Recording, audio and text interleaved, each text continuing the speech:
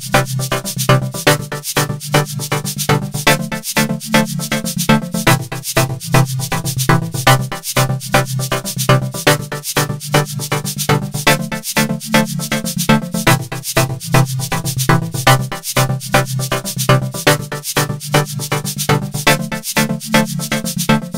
un plaisir de vous retrouver dans ce nouveau numéro majuscule. Nous recevons pour vous Jean-Félix Tchobo Ondouka qui a publié Le port de Matadi et les problèmes de sa viabilité aux éditions universitaires européennes. Bonjour Jean-Félix. Bonjour mon ami José. Comment allez-vous? Très bien José. Alors la première question, qu'est-ce qui explique l'aménagement du port de Matadi? Cet emplacement actuel a été fait par qui et en quelle année? D'abord, ce travail, c'est en fait une étude que j'ai menée il y a une dizaine d'années pour la défense de mon mémoire, mais je l'ai finalement coulé en ouvrage dont l'intitulé Le port de Matadi, le problème de sa viabilité. C'est en fait un plaidoyer en faveur de la construction d'un port en eau profonde à Banana. Et donc, je démontre à travers cet ouvrage les difficultés rencontrées au niveau du port de Matadi et qui a toujours été considéré comme le port principal. Et justement, quelle est cette difficulté d'extension? Et puis, une autre question, quelle est sa capacité actuelle? Oui, vous avez en fait posé la question par rapport à l'emplacement actuel. Pourquoi cet emplacement-là? C'est parce que ce port, un peu en amont de ce port, nous avons déjà un groupe des chutes et des rapides. Et donc, le colonisateur ne pouvait pas aller au-delà de ces chutes et de ces rapides. Je crois que l'on sait que le fleuve, il n'est plus navigable entre Matadi et le Stanley Pool. Et donc, le port a été aménagé à cet endroit-là en 1886 par le capitaine Valk. C'était en fait un petit ouvrage, en fait un peu de maçonnerie. Ça en fait était un port de transit pour acheminer les marchandises à l'intérieur du pays par la route de caravane. Mais on le verra par la suite, ce port va se développer grâce notamment à la construction du chemin de fer Matadi-Léopoldville à partir de 1890. Était-ce une nécessité parce que la colonisation a privilégié plus la voie ferrée que la voie fluviale? C'était vraiment nécessaire de procéder par la construction d'un port? La construction de ce port était nécessaire parce qu'il fallait, comme je le disais tantôt, acheminer une grande quantité de marchandises à l'intérieur du pays. Et puis, il y a eu par après, je l'ai dit tantôt, la construction du chemin de fer pour en fait contourner les obstacles que nous connaissons au niveau de cette partie de notre fleuve qui va de Matadi au Stanley Pool. Donc, à l'époque, c'était un port de transit qui était indispensable. Et sa capacité actuelle? Bon, la difficulté qu'on connaît au niveau de Matadi, c'est que c'est un port qui est en fait coincé entre plusieurs collines. Et donc, s'il faut l'étendre, il faudrait en fait dynamiter un certain nombre de collines. Et donc, c'est coûteux. Actuellement, c'est un port de près de 2 km, 1600 mètres, avec, on va dire, 10 quais. Donc, ce port ne peut pas recevoir plus de 10 navires. Et donc, il y a eu des époques où il y avait des embouteillages, en fait, au niveau de ce port, parce que quand il y avait un plus grand nombre de navires, il fallait que ces navires puissent attendre avant d'arriver au niveau du port. Mais ce port est tributaire du bief maritime, de cette route qui va du port de Matadi jusqu'à l'embouchure, parce qu'il y a des difficultés qu'on rencontre en fait un peu à ce niveau-là. Mis à part le problème géographique que j'ai évoqué tout à l'heure. Justement, puisque vous l'évoquez déjà, pour quelles raisons le développement du port de Matadi est lié ou doit être lié au bief maritime, et quels en sont justement les problèmes rencontrés? En fait, le port de Matadi est un port maritime intérieur. Donc ça veut dire qu'il est très loin. Il est très loin de l'océan Atlantique. Il est à 148 km en amont de l'Atlantique. Et donc je disais tantôt qu'il y avait aussi des difficultés rencontrées au niveau du bief maritime, que j'ai subdivisé en fait en 3 zones. La première zone, c'est en fait la zone montagneuse, la zone resserrée, qui va de Matadi à Boma. À ce niveau-là, le problème de profondeur ne se pose pas. On va de 20 à 50 mètres, mais il y a des problèmes de sinuosité, il y a des problèmes de courant fort et des remous violents. À 3 km déjà en aval du port de Matadi, nous avons ce que nous appelons le chaudron d'enfer, ce que les autochtones appellent le Mbengu Mbengu. C'est déjà une difficulté à ce niveau. Notamment la plus grande île, celle de Mateba. En période de crue, de montée des eaux, ces îles et îlots sont submergés d'eau. Et comme ce sont des îles essentiellement de formation alluvionnaire, il y a des érosions qui se créent, qui font qu'il y a beaucoup de sable qui vont au fond. Et donc il y a des problèmes de profondeur qui se posent à ce niveau-là, surtout au niveau de la région divagante, qui fait partie de cette zone d'épanouissement. C'est 35 km et il y a des problèmes de profondeur. À l'état naturel, nous avons 4 à 5 mètres de profondeur. Et donc, c'est impossible qu'on puisse recevoir des navires calant plus de 30 pieds. Et donc, la solution, et c'est depuis 1897 qu'on drague. Il y avait en fait à l'époque le service de la marine et des transports qui draguait à l'époque. Aujourd'hui, ce service colonial a été remplacé par la RVM, qui est obligé de draguer continuellement pour atteindre le 8 mètres.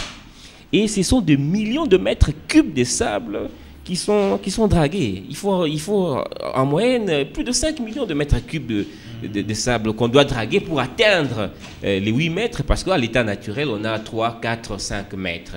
Et donc, ce sont des millions de dollars qui sont engloutis dans cette partie-là depuis près d'un siècle. Des millions de dollars qui peuvent servir à la construction de notre port, parce que si nous cumulons ça, c'est depuis 1897 qu'on drague.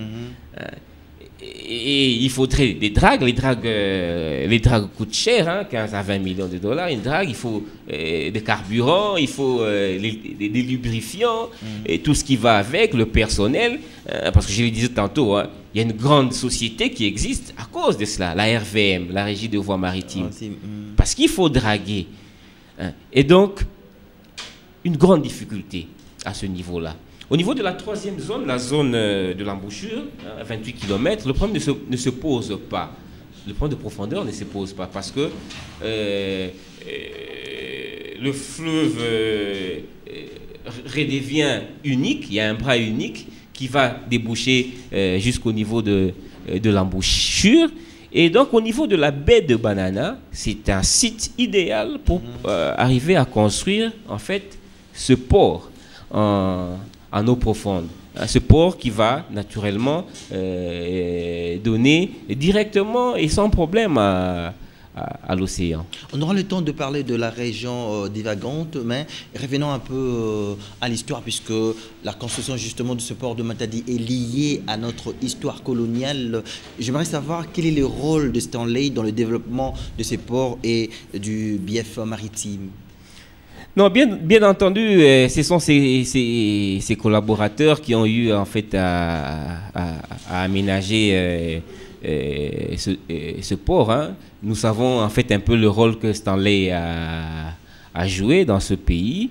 Il a été découvert par le roi Léopold II, parce que Stanley a réussi à à traverser notre pays de l'Est à l'Ouest en partant des Zanzibar.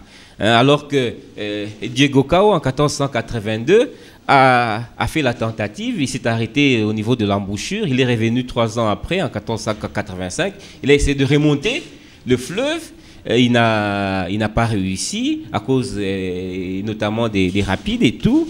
Il y a, je crois, Maxwell qui a tenté aussi le coup en 1793. Il y a eu en 1816 Tuquet qui a tenté aussi le coup, mais qui n'a pas réussi. Mais Stanley, il va finalement, parce qu'il va partir de l'autre sens, hein, il va finalement arriver à Boma en 1876. Et donc, à travers son expédition, le roi Léopold II va comprendre en fait que l'intérieur de notre pays était vraiment riche, hein, et donc c'est à partir de cela que je crois qu'ils vont finalement se dire qu'il faudrait avoir un port qui va permettre à ce que l'on puisse acheminer une grande partie de la marchandise à l'intérieur du pays, s'appuyant sur ce port de transit qu'est le port de Matadi. Mais aujourd'hui, nous ne pouvons pas donner ce même rôle, hein, à ce port. Alors, j'aimerais comprendre un peu, il se pose un problème au niveau de la région divagante. Qu'est-ce que vous préconisez comme solution à ce jour? La région divagante fait en fait un peu partie de cette zone d'épanouissement en fait, qui va de Boma à Malela. C'est 60 km. Mais à l'intérieur de cette distance-là, nous avons en fait cette zone divagante de 35 km où on rencontre en fait un peu cette difficulté avec le sable, hein, qui vient en fait un peu des îles et des îlots submergés et tout, l'érosion causant et tout. Pas c'est navigable, mais les profondeurs ne sont pas même capables d'accueillir des grands navires. D'accord. Et donc on est obligé de draguer pour essayer d'atteindre les 8 mètres. Alors justement, quelles sont les solutions que vous préconisez pour parer à ces difficultés? C'est ce que je disais tantôt. L'idéal, c'est de pouvoir avoir finalement un port en eau profonde à Banana. En ce moment-là, on va contourner la difficulté que l'on rencontre au niveau du bief maritime.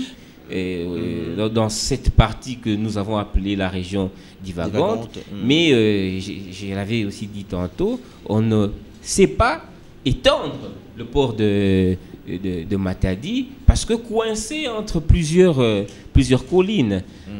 Parce que le port de Matadi le trafic n'a jamais dépassé le 1 500 000 tonnes, jamais. Alors que notre pays a cette vocation-là de pouvoir avoir un trafic, et pourquoi pas de 50 millions de tonnes. Mais est-ce qu'on a eu le temps de mener des études de viabilité, justement, pour le port de Banana? Oui, il y a plusieurs études qui ont été menées. Et depuis Léopold II, hein, on a toujours parlé de cela. Et lorsque le pays aussi a accédé à l'indépendance, on a aussi parlé de ça. Il y a plusieurs études. Hein. Il y a même une structure, je crois, OEBK en place pour essayer de réfléchir là-dessus. Hein.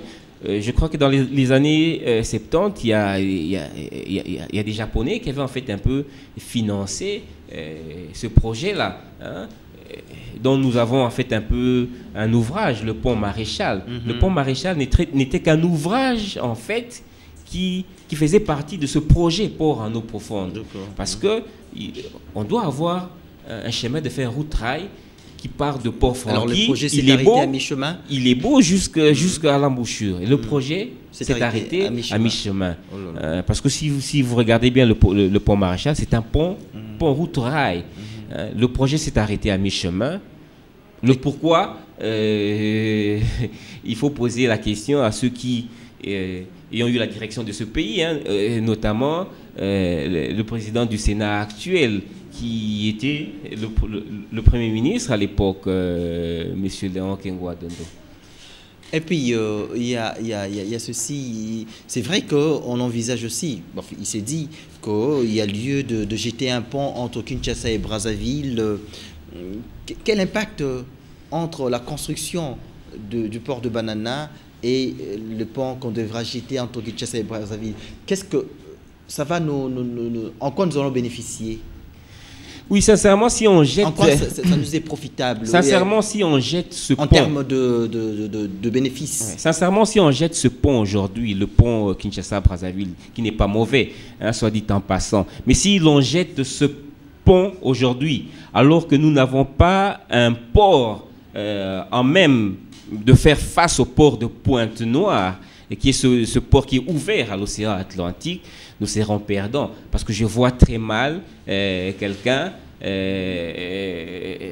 acheter, je sais pas moi, une voiture, je sais pas moi quoi, à l'étranger, et le faire venir par Boma ou Matadi, hein, après avoir rencontré plusieurs difficultés. Si on jette le pont Kinshasa-Brazzaville, ça sera à l'avantage du port de Pointe-Noire, parce que les gens vont préférer faire venir leurs marchandises à partir de Pointe-Noire et ils vont prendre la route. J'ai même eu cette discussion avec le DG du port autonome de Pointe-Noire, Jean-Marie Ignélé, à Bruxelles, à l'hôtel Plaza. Bien entendu, il a défendu cette idée de pouvoir jeter les ponts avoir un pont entre Kinshasa et Brazzaville. Un pont, parce qu'il sait très bien que ça va jouer en leur faveur. En leur faveur. Le trafic va davantage augmenter. Je pense qu'on doit d'abord se concentrer sur la construction d'un port à nous, un port à eau profonde, et c'est seulement après qu'on peut voir comment jeter ce pont Kinshasa-Brazzaville. Mais est-ce que les autorités sont avisées? Et je crois qu'il ne faut pas commettre cette erreur-là de jeter un pont entre Kinshasa et Brazzaville, surtout que ça court en notre défaveur. Je ne saurais pas répondre à cette question, hein. Mais seulement, bon, j'étais à Mwanda il n'y a pas très longtemps. L'administrateur d'ailleurs du territoire, c'est un ami à moi. Hein. Il y a des projets en gestation, hein, sur place. Hein.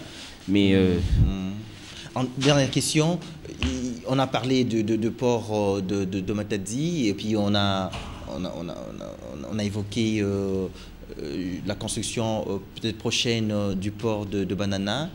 Alors, qu'adviendrait le port de Boma, le port de Boma? Parce qu'il prend de plus en plus d'ampleur, hein, par rapport au port de Matadi. Oui, c'est la preuve que le port de Matadi ne s'y prête pas, hein, parce qu'aujourd'hui, c'est le port de Boma qui prend plutôt les devants, hein, à cause des difficultés que je venais de dénoncer. Mais bon... on aura des ports, pourquoi pas des ports de plaisance, hein? On va maintenir tous ces ports, hein, pourquoi pas.